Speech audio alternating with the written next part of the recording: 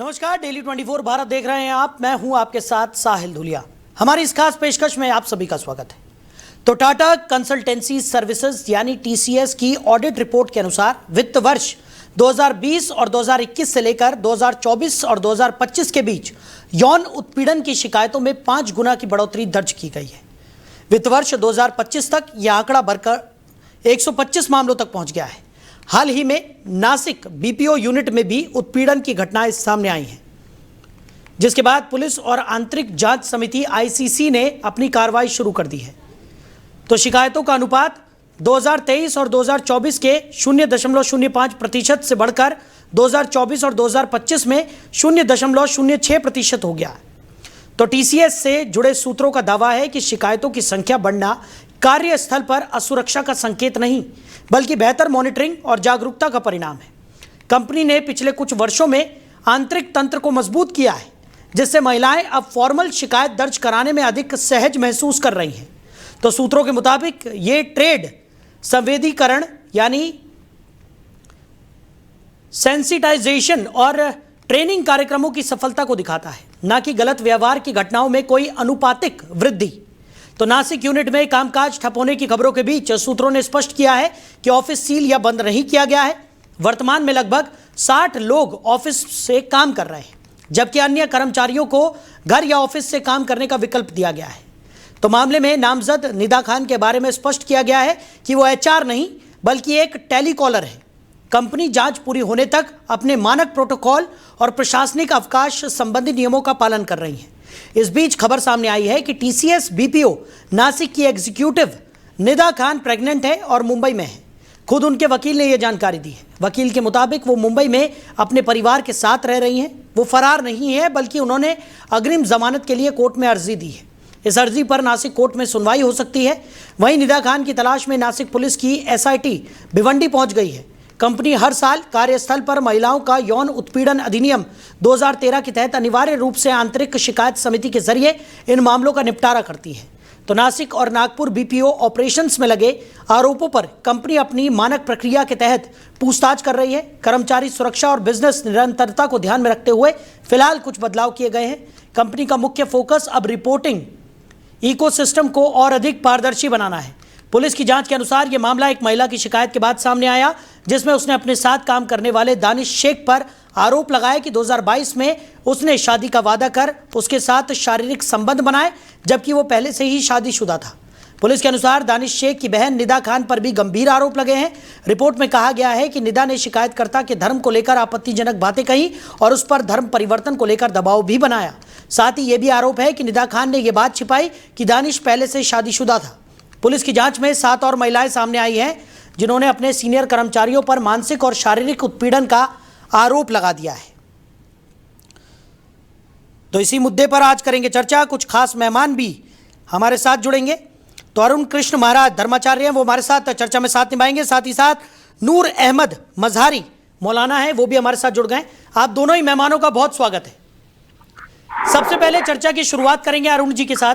अरुण जी, एक और धर्म परिवर्तन से जुड़ा हुआ मामला निकलकर सामने आया है और इस बार जिस कंपनी का नाम निकलकर सामने आ रहा है वो देश की एक बड़ी जानी मानी कंपनी है, टाटा कंसल्टेंसी सर्विसेज यानी टीसीएस के अंदर से यह मामला निकलकर सामने आता है, जिसमें एक जो महिला कर्मचारी है उसने आरोप लगाया है कि उसके साथ काम करने वाला दानिश नाम का व्यक्ति उसे बरगला कर अपने साथ ले गया, उसके साथ शारीरिक संबंध भी बनाए और उसने ये बात भी छुपाई कि वो पहले से शादीशुदा था। कैसे देख रहे हैं आप इस पूरे मामले को? देखिए, पहली बात तो महिला ने आरोप नहीं लगाए हैं, पुलिस विभाग ने अपने अंडर लोगों को 3 से 6 महीने वहां रखा। पुलिस ने इन सब जितने भी अपराध थे उन अपराधों को स्वयं प्रत्यक्ष रूप से पकड़ा और उसके आधार पे कार्रवाई हुई। आपको ही पता होगा, हम सबको पता है। अब बात आते हैं मूल पे। इनका ऐसा कोई वर्ष का दिन नहीं जाता जिस दिन हम या तो मुसलमानों में स्लीपर सेल आतंकवादी नहीं पकड़ते, देश से गद्दारी करते, या लव जिहाद, लैंड जिहाद या नाम बदल के जो घूम रहे हैं चारों तरफ भेड़िए, इनको नहीं पकड़ते। 365 दिन होता है। अब बात रही कि ये क्यों होता है। ये होता है क्योंकि यही इस्लाम है और यही मुसलमान है। इस्लाम में यदि आप सहीह बुखारी 7099 पढ़ लो, सहीह बुखारी में, सहीह बुखारी 7099 कहती है कि भैया मेरे सिवा इनके मोहम्मद को अल्लाह की हिदायत है कि इस धरती पर कोई नहीं बचना चाहिए जो अल्लाह के सिवा किसी और को माने, और उससे तब तक लड़ते रहो, उससे तब तक लड़ते रहो जब तक कि वो जकात ना दे दे और अल्लाह को ना मान ले। यही इस्लाम की लड़ाई है। और मैं ये भी बोलता हूं साथ में कि इस इस्लामिक नफरत से जो सबसे पहला पीड़ित है, मुझे एक फिल्म याद आ रही है, आपने बहुत सारी फिल्में देखी होंगी, आपके पीछे से बहुत सारा बैकग्राउंड में आवाजें आ रही है, किस चीज की आवाज है? जरा बंद करा सकते हैं इसको? आप क्या मुझे सुन सकते हैं स्पष्ट रूप से? जी जी अरुण जी, हम आपको सुन पा रहे हैं बिल्कुल स्पष्ट। आपने बहुत सारी फिल्में देखी होंगी जो ज़ॉम्बी पे फिल्म बनती है, ज़ॉम्बी पे देखी होंगी आपने, ज़ॉम्बी। तो आपने देखा होगा ज़ॉम्बी क्या करते हैं। ज़ॉम्बी भाग भाग के दूसरे सामान्य लोगों को काट के, उनका खून चूस के उनको ज़ॉम्बी बनाने में इंटरेस्टेड होते हैं। आपने देखा होगा उनका जीवन इसी पे होता है कि उस भाग भाग के जितने लोग साधारण दिख रहे हैं, स्वस्थ दिख रहे हैं, उनको जाके उनको काट लो, उनका रक्त पी लो और उनको भी ज़ॉम्बी बना दो। बस मुसलमान, मैं कहता हूं इस्लाम से और इस मानसिकता से कोई पहला व्यक्ति पीड़ित है तो वो मुसलमान खुद पीड़ित है। इसीलिए क्योंकि वो खुद पीड़ित है, इसलिए वो चाहता है पूरी दुनिया की मानवता और मानव इसी नफरती घृणा की मानसिकता से पीड़ित हो।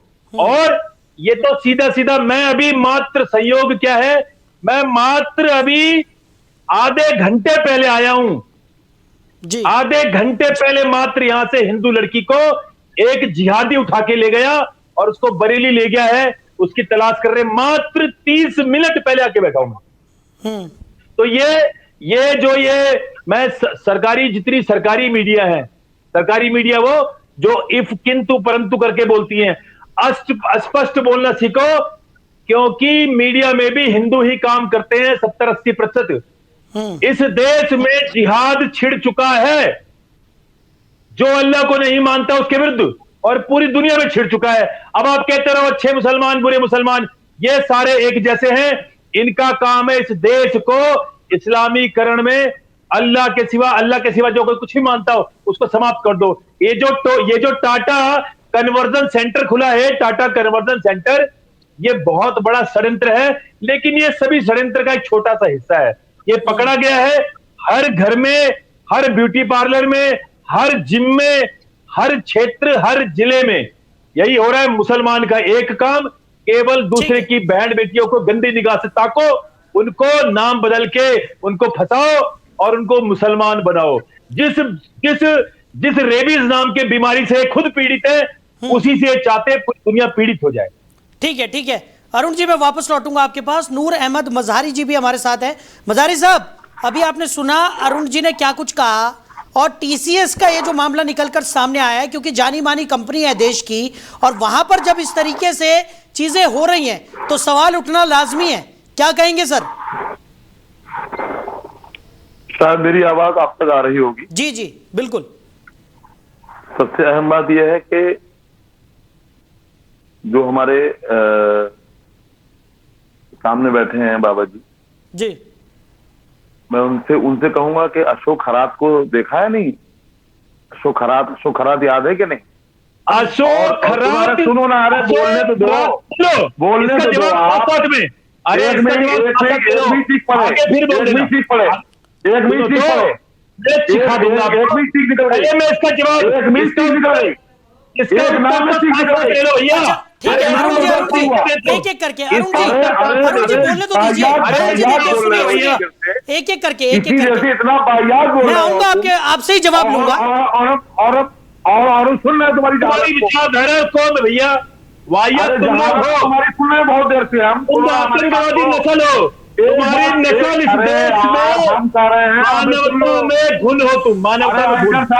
जब आप रोक नहीं सकते, आप एक को बुलवा नहीं आ सकते, तो क्यों आप करा रहे डिबेट? आप उनसे गाली आप दिलवाइए। नहीं मजहारी साहब सुनिए मजहारी साहब, मैं रोक रहा हूं, बिल्कुल रोक रहा हूं। अरुण जी देखिए मैं जवाब आपसे लूंगा, उन्हें अपनी बात पूरी करनी दीजिए, उसके बाद जवाब तो आप ही ने देना है। एक एक करके बात करते हैं, थोड़ी सी चर्चा की गरिमा को बनाए रखते हैं। बोलिए बोलिए मजारी साहब। अशोक खरात ने कितनी हिंदू महिलाओं को खराब किया? बाबा राम रहीम याद है या नहीं? आप बहुत सारे बाबाओं के नाम मैं ले सकता हूं यहाँ पे, जो बाबा जी की जबान पे नहीं आएंगे क्योंकि डरते हैं कहने से। दूसरी बात सुने, पूरे भारत में, पूरे मुल्क में कोई ऐसा मौलाना, कोई ऐसा जिम्मेदार शख्स, किसी जिम्मेदार तहरीक का व्यक्ति आप दिखाएं, सबूत दें, उसने कहा हो कि हिंदू महिलाओं को लेकर के आओ और हम तुम्हें इतना इनाम देंगे।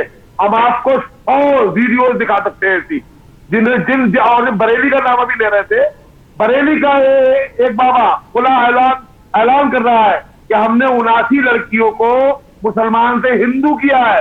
याद नहीं है क्या? शंकराचार्य जी बोल रहे हैं कि हमने एक आरएसएस के बहुत बड़े नेता से बात की है, जिन्होंने कहा है कि 10 लाख हिंदू लड़कियां मुसलमान लड़कों को इसलिए दे चुके हैं कि भाई वो उन लड़कों को हिंदू बना ले। क्या कहेगा अब इससे? बोले आप क्या? दूसरी बात सुन ले आप ध्यान से। सबसे पहले ये बात मैं कर दूं साफ कि कारपोरेट जिहाद हो या ग्रूमिंग गैंग जैसे अल्फाज सिर्फ बहस नहीं है। ये ऐसे लफ्ज है जो पूरे एक मजहब और उसकी पहचान, उसकी शिनाख्त को शक के घेरे में और कटघरे में खड़ा करते हैं, जो ठीक नहीं है। जैसे बाबा जी अभी बहुत सारे इल्जाम इस्लाम मुसलमानों पर लगा रहे थे कि भाई तुम्हारी नस्ल ऐसी है, तुम ऐसे हो। मैं सिर्फ इतना ही कहूंगा बाबा जी, अपने गिरबान में एक बार अगर आप जांच करके देख लेंगे ना, तो आप किसी के लिए गलत आप बोलेंगे नहीं। हमारे यहाँ जिहाद का साफ मतलब है अन्याय के खिलाफ संघर्ष करना, जालिम के खिलाफ बोलना, जुल्म के खिलाफ आवाज को उठाना। और आपको जब इस्लाम पर ही बोलना है तो इस्लाम को समझने के लिए ठीक है, दारुल उलूम में चलो जवाब ले लेते हैं। किसी दारुल उलूम में दाखिला ले लेना चाहिए आपको, क्योंकि आपको अपने मजहब की जानकारी नहीं है, दूसरे मजहब पे उंगली उठाने की आदत है आपकी, अरुण जी नहीं आती आपको। आप एक मजहबी चोला ओढ़ के और आप सीधे एक समुदाय को टारगेट कर रहे हो। आप शर्म नहीं आती, आप लानत हो आप। अरुण जी जवाब दीजिए। आप कर रहे हो चैनल। ठीक है जी, बोल लिया जी। अरुण जी बोलिए मैं उत्तर दूं? जी जी।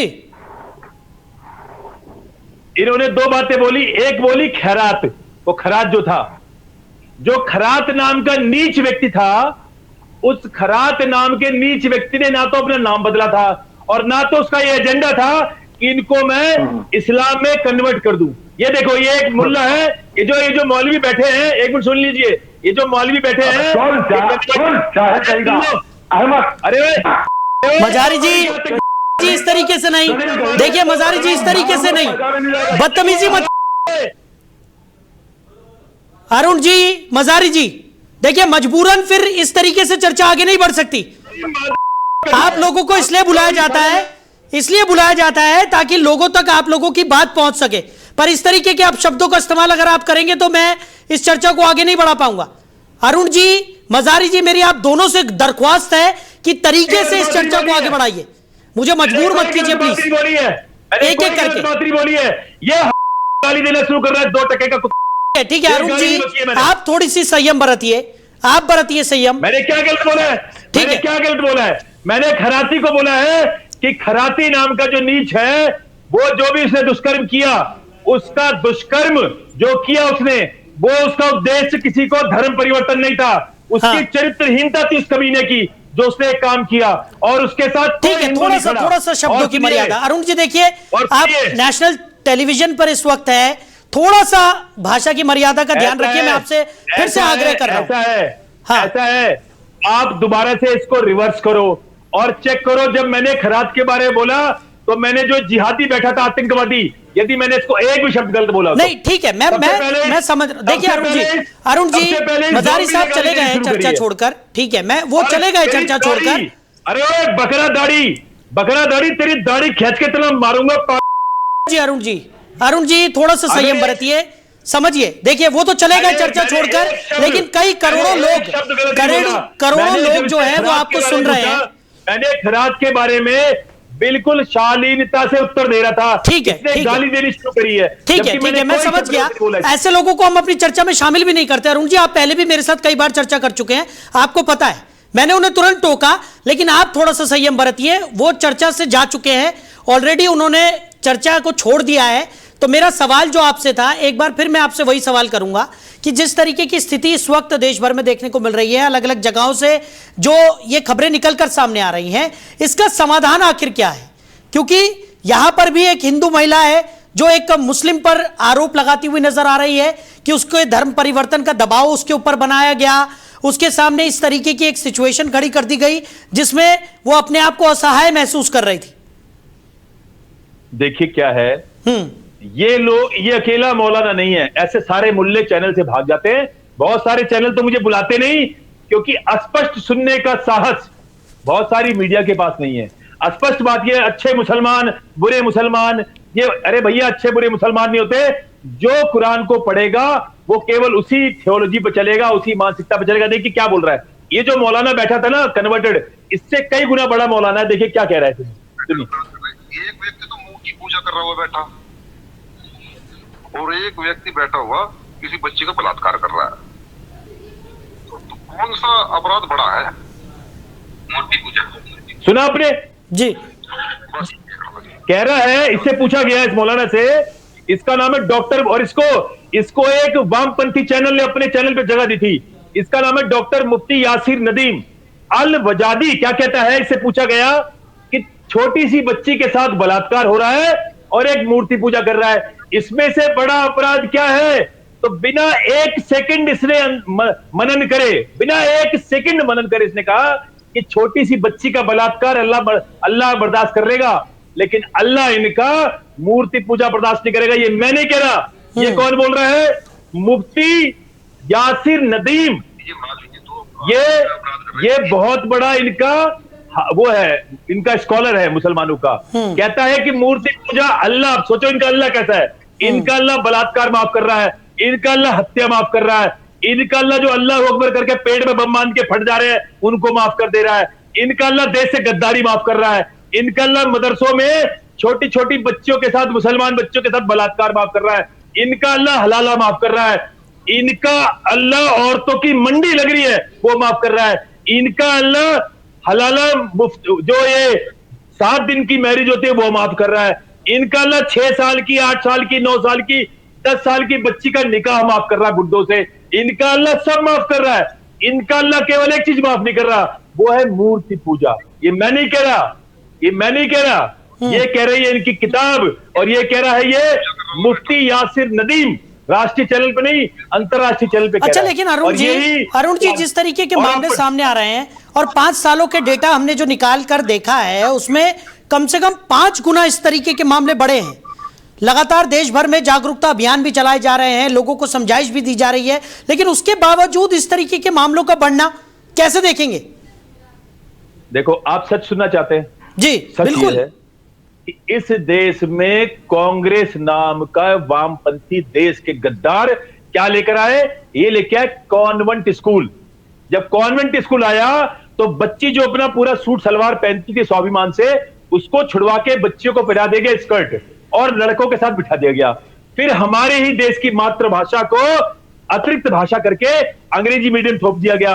अब कहते हैं वो सारे धर्म बराबर हैं, कोई धर्म अच्छा बुरा नहीं होता, और इस देश को हमारे ही देश, आपके बच्चे, हमारे बच्चे आज स्कूलों में जाके सीखते हैं सब धर्म बराबर हैं, सब एक जैसे हैं, और ये हिंदू मुसलमान कुछ नहीं होता। जबकि कुरान ऐसा नहीं कहता।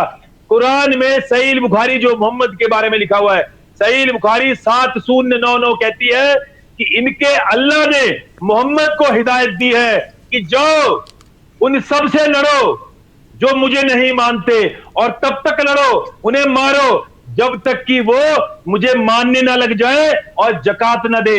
आप जाइए कुरान में सूरा 9 आयत 5, जो मूर्ति पूजा करेगा उसको रमजान के जो पाक दिन बीत जाए, जब हराम दिन बीत जाए तो मुशरिकों को जहां पाओ इनका कत्ल करो। अरे भैया, इस्लाम का काम है पूरी दुनिया को, आप टीवी देखते नहीं क्या? लंदन, अमेरिका, फ्रांस, जर्मनी, ये देश पाकिस्तान, बांग्लादेश, कश्मीर, इस्लाम का काम है पूरी दुनिया को मुल्ला बनाना, जिहादी बनाना। ये लड़ाई इस देश में अब खुल के छिड़ चुकी है। लेकिन दुखद बात यह है कि वो हिंदू नाम के गद्दार, वो दोगले राजनेता जो इन जिहादियों को अपनी गोद में बिठाए इनके वोट के लालच में अपने आने वाली पीढ़ी को खतरे में डाल रहे हैं। ये टीसीएस हो चाहे वो 180 लड़कियों की अश्लील वीडियो बनाने वाला वो जिहादी, घर घर से लड़कियां उठाई जा रही हैं। इसने एक बात बोली, इसने बोला कि किसी ने साधु ने बोल दिया कि हम भी इतने लड़के लेकर आओ, मुसलमान की लड़की से शादी करो, हम आपको पैसे देंगे। इसने बात बोली। भैया जब चारों तरफ से हिंदू लड़कियां उठाई जाएंगी तो कोई क्या कुछ बोलेगा भी नहीं। हम चुपचाप अपनी बहन बेटियों को हमारे धर्म से निकलते देख ले क्या? ये बॉलीवुड नाम का कूड़ा, ये बॉलीवुड नाम का भांडों का कूड़ा, और ये कॉन्वेंट स्कूल, और ये नेता जो आज अपनी सत्ता की लोलुपता के कारण हमारे देश की अखंडता के शत्रु बने पड़े हैं। आने वाला कल कालखंड इन गद्दारों को गद्दार के रूप में जानेगा। आज हमारे पास जो समस्या उसका समाधान यह है कि सभी राष्ट्रीय चैनल अपने निजी व्यक्तिगत लाभ छोड़ के इस्लाम के विरुद्ध खुल के बोलना सीखे, और कुरान की जितनी भी आयतें हैं, सही बुखारी की जितनी आयतें हैं जिसमें काफिरों को मारने का, हिंदुओं को लौंडी बनाने का और जकात लेने का, कत्ल करने का हुक्म देती है, उसको एक्सपोज करें। ठीक है सर। हमारे धर्म के बारे में बोलते हैं, हमारे धर्म के बारे में बोलते हैं, अरे भैया मेरे धर्म में जब कोई अपराधी है अगर मेरे धर्म का, तो वो शास्त्र पढ़ के कभी अपराधी नहीं बन सकता, क्योंकि मेरा शास्त्र कहता है अयो निजा परो वेति गणना लघु चेतसाम उदार चरिता नाम तू वसुदेव कुटुंबकम। हम तो हमारा शास्त्र ये कहता है मितस्मा चक्षुषा सर्वाणि भूतानि समीक्षन्ताम मितस्याहम चक्षुषा सर्वाणि भूतानि समीक्षे मितस्य चक्षुषा समीक्षामहे। सब हमारे हैं, लेकिन दानव, राक्षस, जिहादी, हमारी बहन बेटियों पे आंखें गड़ाए हत्यारे, ये मुसलमान हमारे नहीं है।